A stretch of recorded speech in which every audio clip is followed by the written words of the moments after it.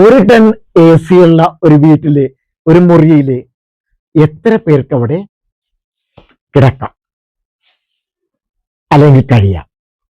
അതിനെപ്പറ്റിയാണ് ഞാൻ ഇന്ന് പറയുന്നത്. ചില വീടുകളിലുണ്ട് എ സി ഉണ്ട്, 100 സ്ക്വയർ ഫീറ്റോ 120 സ്ക്വയർ ഫീറ്റോ ആയിരിക്കും ഉണ്ടാകുന്നത്. അത് ഒരു ടണ്ണായിരിക്കും. പക്ഷെ അതില് ആ വീട്ടിലെ എല്ലാവരും പോയി കിടക്കും. അത് ഈ ആളുടെ എണ്ണവും ടണ്ണിന്റെ കണക്കും തമ്മിൽ ബന്ധമുണ്ട്. അത് എന്ത് ബന്ധമാണ്? എത്ര പേർക്ക് ഒരു ടൺ എ സിയിൽ കിടക്കാം? 1.5 ടൺ എ സിയിൽ എത്ര പേർക്ക് കിടക്കാം? പിന്നെ നമ്മളുടെ ഓക്സിജൻ, നാം വലിക്കുന്ന ഓക്സിജനും അതുപോലെ തന്നെ നാം ഉച്ഛ്വസിക്കുന്ന കാർബൺ ഡൈ ഓക്സൈഡും അത് ഈ മുറിയിൽ തന്നെ കിടക്കും. അതിന്റെ ഡീറ്റെയിൽസിലേക്കാണ് ഞാൻ വരുന്നത്. ഏവർക്കും പുതിയൊരു വീഡിയോയിലേക്ക് സ്വാഗതം.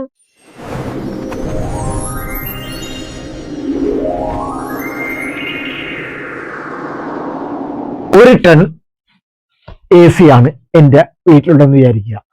100 സ്ക്വയർ ഫീറ്റ് അല്ലെങ്കിൽ 120 സ്ക്വയർ ഫീറ്റ് എന്ന് വിചാരിക്കുക. അപ്പൊ നമുക്ക് എത്ര പേർക്ക് താമസിക്കാം? എത്ര പേർക്ക് ആ മുറിയിൽ കിടക്കാം? 2 പേർക്കാണ് കണക്ക് പ്രകാരം പറയുന്നത്. അതാണ് സ്റ്റാൻഡേർഡ് കാൽക്കുലേഷൻ. ഒരു 3 മുതൽ 5 പേരാണെങ്കിലോ ഒരു അര ടൺ കൂടി അതിൽ കൂട്ടണം. അപ്പൊ എത്ര വേണം? 1.5 ടൺ ആണ് അത് കൺസിഡർ ചെയ്യേണ്ടത്. ഒരു ടി വി ഉണ്ട്, ഫ്രിഡ്ജ് ഉണ്ട്, കമ്പ്യൂട്ടർ ഉണ്ട്, ലൈറ്റ്സ് ഉണ്ട്. ഇതെല്ലാം ഉണ്ടെങ്കിൽ കൂളിംഗ് ചെയ്യേണ്ടതിന്റെ ലോഡ് കൂടും. അപ്പോൾ ആ വാട്ടർ റേറ്റിംഗ് പിന്നെയും കൂടും. മുകളിലത്തെ നിലയാണെങ്കിൽ റൂഫിന്റെ ചൂട്, സൺലൈറ്റിന്റെ ചൂട് അതും കൂടി വെച്ചിട്ടാണെങ്കിൽ എന്ത് പറ്റും?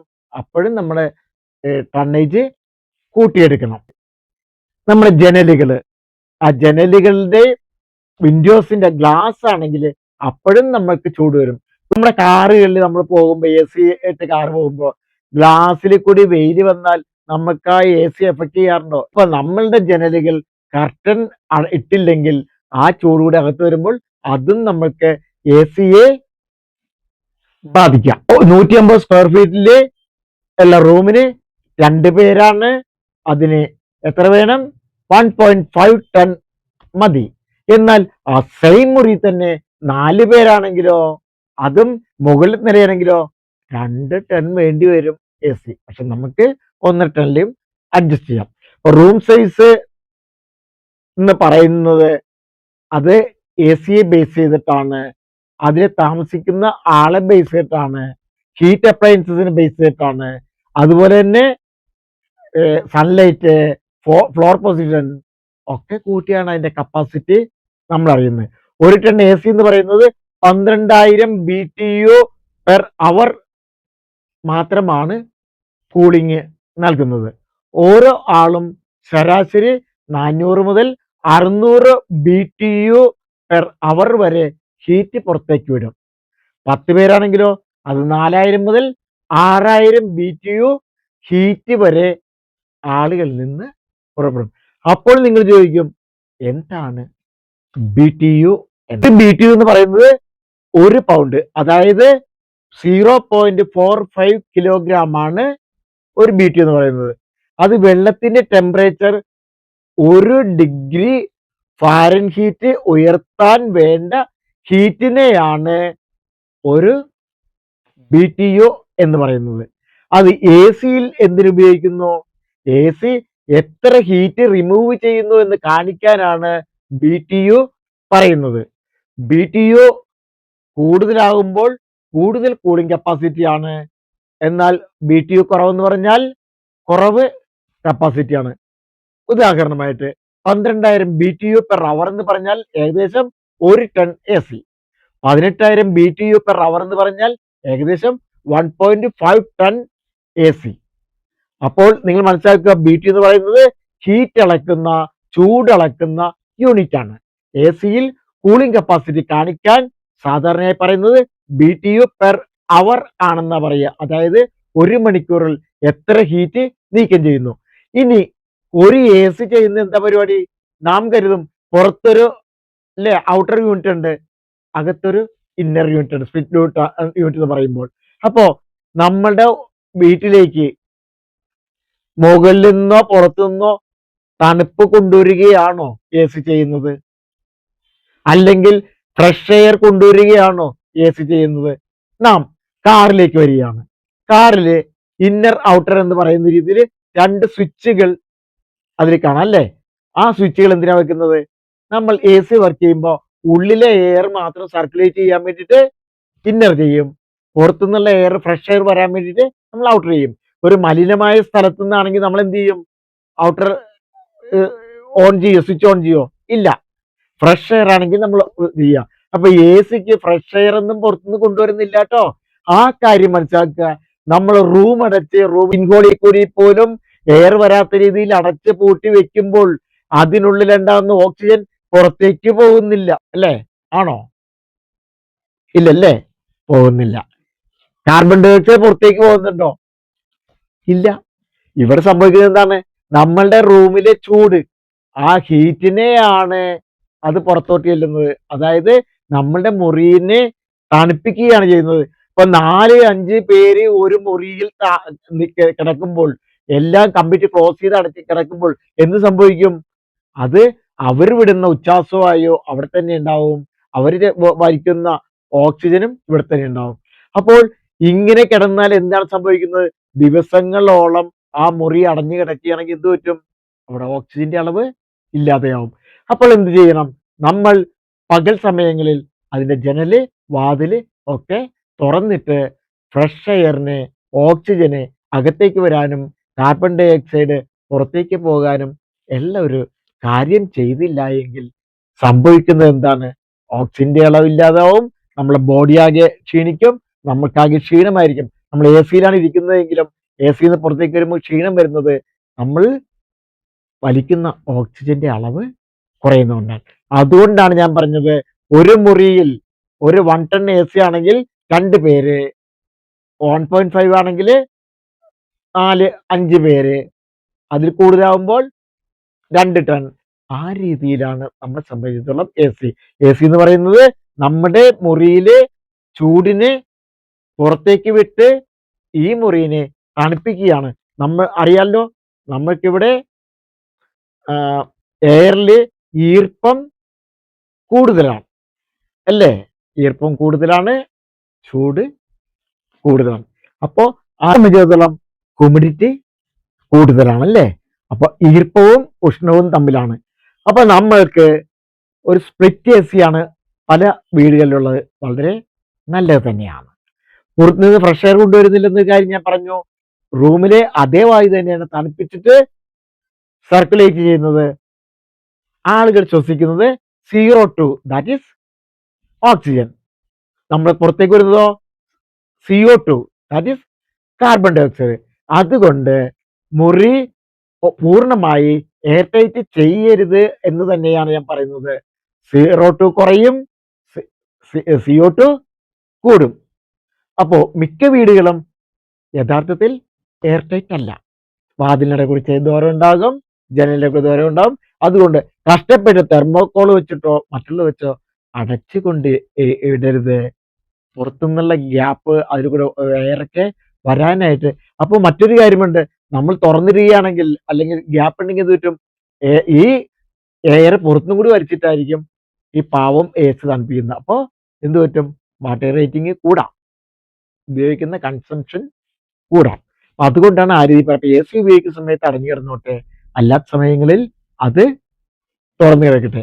ഈ കൂടുതൽ പ്രശ്നമായിട്ട് വരുന്നത് ചെറിയ റൂമാണ്, വിൻഡോ ഒന്നുമില്ല, പൂർണ്ണമായി അടച്ചു, എയർ ടൈറ്റ് ആണ്, അതിൽ കൂടുതൽ 6 മുതൽ 10 വരെ ഉണ്ട്. അങ്ങനെ വരുമ്പോ എന്ത് പറ്റും? സ്റ്റഫി ഫീൽ ആയിരിക്കും.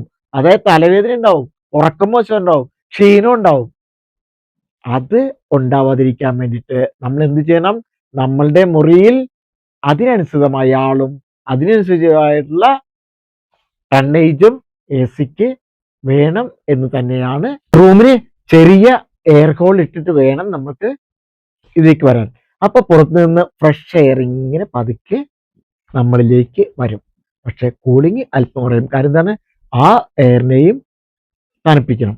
മുറിയിലെ പഴയ വായുവിനെ പുറത്തേക്ക് വിടുകയും ചെയ്യും. നമ്മള് കിച്ചണിലാണ് എ സി എങ്കിൽ അല്ലെങ്കിൽ ബെഡ്റൂമിലാണ് എ സി ആണെങ്കിൽ നമ്മൾ എക്സോസ്റ്റ് യൂസ് ചെയ്യാറുണ്ട് അല്ലേ? അത് എ സി വർക്ക് ചെയ്യുമ്പോഴല്ല, അല്ലാത്ത സമയത്ത് നമ്മൾ എക്സോസ്റ്റ് ഉപയോഗിക്കും. ആ എക്സോസ്റ്റ് പ്രത്യേകത ഉണ്ട്, അത് ഷട്ടർ ടൈപ്പാണ് വിൻഡോ വരുന്നത്. അപ്പൊ അതുകൊണ്ട് അത് അടഞ്ഞും കിടക്കും. അപ്പോൾ എക്സോസ്റ്റ് യൂസ് ചെയ്യുമ്പോൾ നമ്മൾ പുറത്തെ എയർ, അകത്തെ എയർ പുറത്തേക്ക് പോകാനായിട്ട് പോകും. അപ്പൊ CO2 കുറയും, ഫ്രഷ് ഫീൽ ഉണ്ടാവും, ഫ്രഷ് എയർ ഉണ്ടാകും. നിങ്ങൾ മാളുകളിൽ, ഹോട്ടലുകളിൽ, ടെക്സ്റ്റൈൽസ് ഒക്കെ പോകുമ്പോൾ ഒരു ഫ്രഷ് എയർ എ സി, ഒരു അഡ്വാൻസ്ഡ് സിസ്റ്റം ഇവിടെ കാണാം അല്ലേ? ആ ഡോറിന്റെ മുകളിലായിട്ട് എയർ ഇങ്ങനെ ഇരിക്കുന്നത്. അത് സാധാരണ എ സി പോലെയല്ല, പുറത്തുനിന്ന് വായു വലിച്ചെടുക്കുകയാണ്. പല മാളുകളിലും പല ഹോസ്പിറ്റലുകളിലും കാണും. നമ്മൾ ചോദിക്കാതെ എ സി ആണെന്ന്. എ സി അല്ല, ഫ്രഷ് എയറിനെ ഉള്ളിലേക്ക് വലിക്കുന്നതാണ്. പുറത്തുനിന്നുള്ള വായു ഇങ്ങനെ വലിച്ചു കൊണ്ടുവന്നിട്ട് ഫിൽറ്റർ ചെയ്ത് കൂൾ ചെയ്ത് ആ റൂമിലേക്ക് സപ്ലൈ ചെയ്യുകയാണ് ഇത് ചെയ്യുന്നത്. അത് വീടുകളിൽ സാധാരണ കാണാറില്ല, ഓഫീസിലും ഹോസ്പിറ്റലും മാളുകളിലാണ് ഇത് കൂടുന്നത്. എന്ന് പറയുന്ന ഒരു സംഭവമുണ്ട്, എയർ ഹാൻഡ്ലിംഗ് യൂണിറ്റ്. അത് വലിയ തിയേറ്ററുകളിൽ, വലിയ കമ്പനികൾ, മാളുകളിലും യൂസ് ചെയ്യുന്ന ഒന്നാണ് AHU, അതായത് എയർ ഹാൻഡ്ലിംഗ് യൂണിറ്റ് എന്ന് പറയുന്നത്. വലിയ ബിൽഡിംഗ് സിസ്റ്റത്തിലേക്കാണ് ചെയ്യുന്നത്. ഫ്രഷ് എയറിനെ റിട്ടേൺ എയറുമായിട്ട് മിക്സ് ചെയ്ത് ഫിൽറ്റർ ചെയ്ത് കൂൾ ചെയ്ത് സർക്കുലേറ്റ് ചെയ്തതിനാണ് AHU എന്ന് പറയുന്നത്. വലിയ വലിയ ഇടങ്ങളിലാണ് അതുള്ളത്. Carbon dioxide safe level എന്ന് പറയുന്നത് 400 ppm എന്നാണ് പുറത്തുള്ള ഫ്രഷ് എയർ. എന്താണ് ppm എന്ന് പറയുന്നത്? പാർട്സ് പെർ മില്യൺ എന്നാണ്. ഉദാഹരണമായിട്ട് ഒരു വായുവിൽ, പുറത്ത് വായുവിൽ 10 ലക്ഷം വായു കണങ്ങളുണ്ടെങ്കിൽ അതിൽ 400 കണങ്ങൾ കാർബൺ ഡൈ ഓക്സൈഡ് ആണെന്നാണ് മനസ്സിലാക്കുന്നത്. പല പല വായു അല്ലേ, ഓക്സിജൻ ഉണ്ട്, നൈട്രജൻ ഉണ്ട്, പലതും ഉണ്ട് നമുക്ക്. അപ്പൊ അതോടൊപ്പം തന്നെ പറയുന്ന ഒന്നാണ്, 10 ലക്ഷം വായു കണങ്ങൾ ഉണ്ടെങ്കിൽ അതിൽ 400 കണങ്ങൾ കാർബൺ ഡൈ ഓക്സൈഡ് എന്നാണ്. ഇപ്പൊ ഒരു ppm ഒരു അളവിനെ പറ്റി ഞാൻ പറയുകയാണെങ്കിൽ, 1 ലിറ്റർ വെള്ളത്തിൽ 1 മില്ലിഗ്രാം സാൾട്ട് ചേർക്കുക, അത് 1 ppm ആയിട്ട് പറയാം. ഉദാഹരണം പറയാണ്, 1 ലിറ്റർ വെള്ളത്തിൽ, അതായത് 1000 മില്ലി ലിറ്റർ വെള്ളത്തിൽ 1 മില്ലിഗ്രാം, ഏതാണ്ട് മില്ലി ലിറ്ററും ഇതായിട്ട് വരും. അപ്പോൾ ആ സ്ലൈറ്റ് ഡിഫറൻസ് വരുന്നുണ്ട്. ആ 1 മില്ലിഗ്രാം സാൾട്ട് ചേർക്കുന്നതാണ് 1 ppm എന്ന് പറയുന്നത്. അപ്പൊ അതിൽ മനസ്സിലാക്കുക, 1000 ലിറ്റർ ആണ്, 1000 ലിറ്റർ എന്നുള്ളത് സ്ഥാനത്ത്, 1000 മില്ലി ലിറ്റർ എന്ന സ്ഥാനത്ത് 10 ലിറ്റർ ആണെങ്കിലോ വേണ്ട എത്രയാണ്? 10 മില്ലിഗ്രാം. അപ്പോൾ അത് കാർബൺ ഡൈ ഓക്സൈഡും ഓക്സിജനും തമ്മിലുള്ള ആ അളവിനെ പറയുന്നതാണ്. ഇനി എവിടെയെങ്കിലും നിങ്ങൾ ppm കാണുകയാണെങ്കിൽ, എവിടെയെങ്കിലും BTU കാണുകയാണെങ്കിൽ, അത് നിങ്ങളുടെ എ സിക്ക് ഇത്രയും ppm അല്ല, നിങ്ങളുടെ ഏരിയ അല്ലെങ്കിൽ എയർ ppm ഇത്ര കൂടുതലുള്ളതാണ്, കുറവുള്ളതാന്ന് പറയുമ്പോൾ നമ്മൾ മിണ്ടാതിരിക്കണ്ട, അറിയാതിരിക്കണ്ട, അറിയട്ടെ. നിങ്ങളുടെ BTU പവറാണ് എ സിക്കുള്ളതെന്ന് പറയുമ്പോൾ, 10,000 എന്ന് പറയുമ്പോൾ നമ്മൾ വണ്ടടിച്ചിരിക്കേണ്ട, അതാണ് ശരി. ഇത് സയൻസ് ആണ്, ഇതാണ് ശരി. നമ്മളെ സംബന്ധിച്ചിടത്തോളം ഒരു ഫ്രഷ് എയർ എന്ന് പറയുന്നത് 10 ലക്ഷം വായുകണങ്ങളിൽ 400 കണങ്ങൾ കാർബൺ ഡൈ ഓക്സൈഡ് ആണ്. അത് ഫ്രഷ് എയർ എന്ന് പറയും. എന്നാൽ അത് 600 മുതൽ 800 ppm ആണെങ്കിലോ, അതായത് 800 വരെയുള്ള കാർബൺ ഡൈ ഓക്സൈഡ് കണങ്ങളാണെങ്കിലോ ഒരു കംഫർട്ടബിൾ സോൺ, കംഫർട്ടബിൾ എന്ന് പറയാം. അത് 800 മുതൽ 1000 ppm ആണെങ്കിലോ ഫ്രഷ് എയർ വേണം, അത് ഓക്കെ എന്ന് പറയാൻ പറ്റില്ല. 1000 മുതൽ 2000 വരെ ppm ആണെങ്കിലോ അത് തലവേദന ഉണ്ടാക്കുന്നതാണ്. 2000 മുതൽ മുകളിലേക്കുള്ള ppm ആണെങ്കിലോ അത് കോൺസെൻട്രേഷൻ കുറയും, ഉറക്കം മോശവും, നമുക്ക് ക്ഷീണമാവും. അതുകൊണ്ട് 1000-ൽ താഴെയുള്ള ppm ആയി നിലനിർത്തണം. അത് നിലനിർത്തണമെങ്കിൽ എന്ത് വേണം? വെന്റിലേഷൻ വേണം, അതുപോലെ ആളുകളുടെ എണ്ണം കുറക്കണം എന്ന് നിങ്ങൾ ചിന്തിക്കുക. എങ്കിൽ മാത്രമേ അതൊരു നല്ലൊരു എയർ കണ്ടീഷൻ ആവൂ, നല്ലൊരു രീതിയിലാവൂ. അപ്പൊ 1.5 ആണെങ്കിൽ ഒരു 5 പേരാവുക എന്ന് ചിന്തിക്കുക.